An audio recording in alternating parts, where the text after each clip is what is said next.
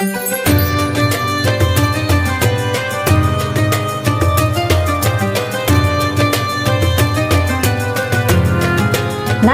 dikisahkan oleh Rasulullah SAW pada zaman dahulu kala berkumpullah para sahabat. Nah, ketika sahabat ini berkumpul, tiba-tiba datanglah satu orang sahabat lagi. Ya, dan kemudian sahabat ini yang baru datang dikomentarin sama sahabat yang lain. Kata mereka seperti ini, oh ternyata dia postur tubuhnya pendek ya. Dan tanpa mereka sadari, ternyata ada Rasulullah menghampiri mereka. Kemudian apa kata Rasulullah? Kata Rasulullah, wahai para sahabatku, apa kalian tahu apa itu ghibah? Kemudian sahabatnya menjawab, ya Rasulullah, kami tidak mengetahui apa itu ghibah. Kemudian kata Rasulullah, bahwa ghibah adalah membicarakan sesuatu yang tidak disukai oleh orang lain. Bahkan walaupun yang dibicarakan itu memang benar adanya. Nah, dari cerita tadi memang benar kan? Postur tubuh sahabat itu posturnya pendek gitu ya. Nah, walaupun memang kenyataannya seperti itu, tetap kata Rasulullah itu disebut dengan ghibah. Nah, anak-anakku, bahaya ghibah ini sangat luar biasa. Salah satunya bisa memutuskan tali silaturahmi, kemudian bisa memutuskan pertemanan, persahabatan yang tadinya bestie sekali ya, suka ngobrol bareng, suka bercanda bareng, ke kantin bareng, cuma gara-gara ghibah akhirnya saling bermusuhan. Nah, inilah salah satu dampak dari bahaya ghibah. Anak-anakku yang soleh dan soleha, lalu bagaimana kalau kita udah terlanjur berghibah? Pernah lakukan ghibah? Pasti ada yang pernah melakukan perbuatan ghibah. Nah, kalau kita pernah melakukan itu, maka yang kita lakukan adalah segera memohon ampunan kepada Allah dengan mengucapkan kalimat istighfar.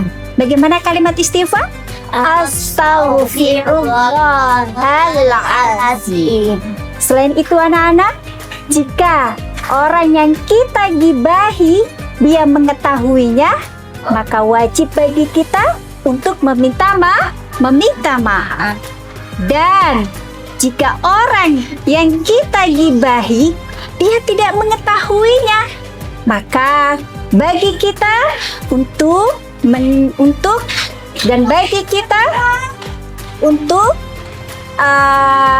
memohon ampunan kepada Allah dan memohon ampunan atas dosa orang yang kita gibahi.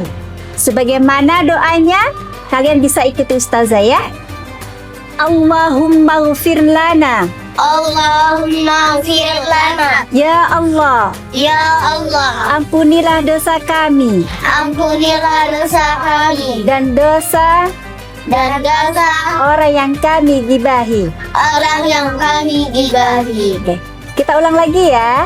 Oke. Allahumma ghfir lana. Allahumma ghfir lana. Ya Allah. Ya Allah. Ampunilah dosa kami. Ampunilah dosa kami. Waghfir lahu. Waghfir lahu. Dan dosa baginya. Dan dosa baginya. Nah, anak-anakku, tidak itu saja.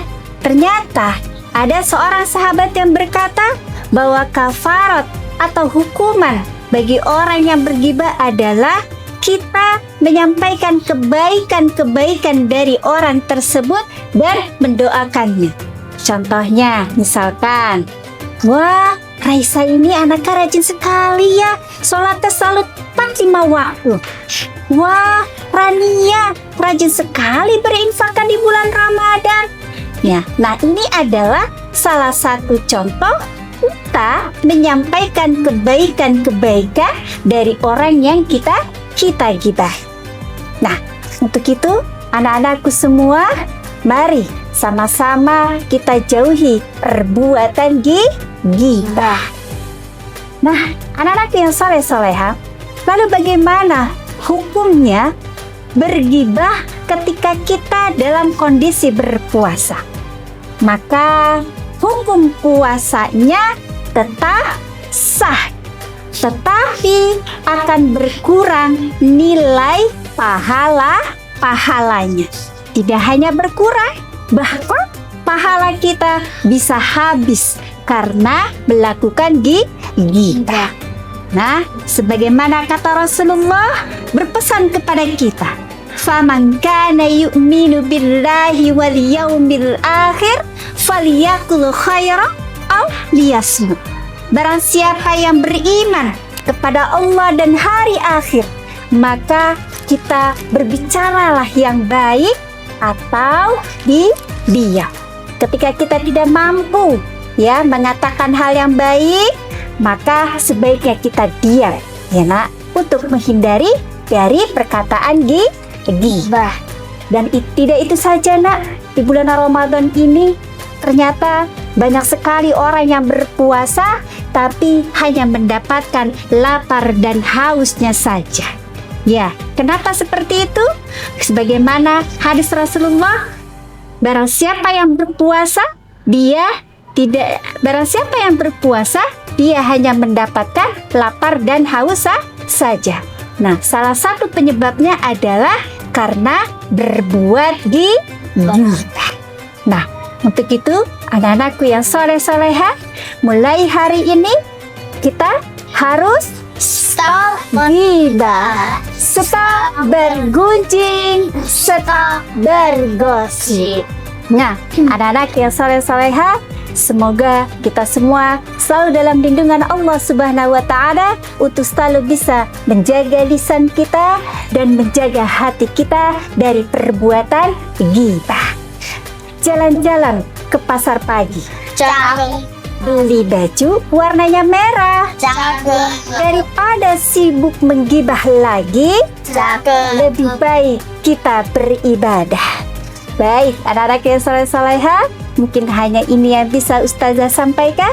Semoga bermanfaat dan semoga kita bisa berjumpa kembali di bulan Ramadan yang akan datang.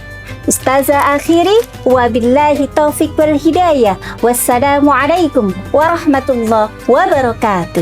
Waalaikumsalam warahmatullahi wabarakatuh.